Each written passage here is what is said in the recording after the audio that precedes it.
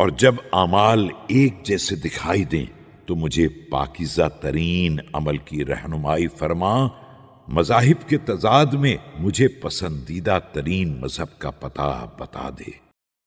خدایا محمد و آل محمد پر رحمت نازل فرما اور مجھے بے نیازی کا تاج پہنا دے اور مجھ پر بہترین سرپرستی کا نشان لگا دے۔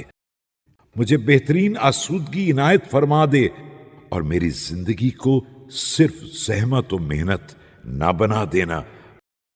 اور میری زندگی کو سخت دشوار نہ بنا دینا، اور میری دعا کو میری طرف واپس نہ کر دینا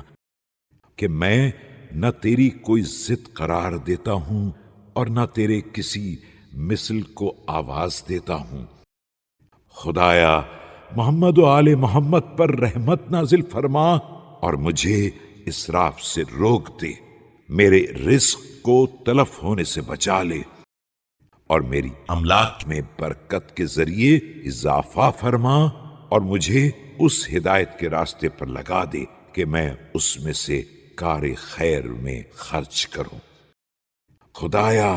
محمد و آل محمد پر رحمت نازل فرما اور مجھے کرب معیشت کی زحمت سے بچا لے اور رزق بے حساب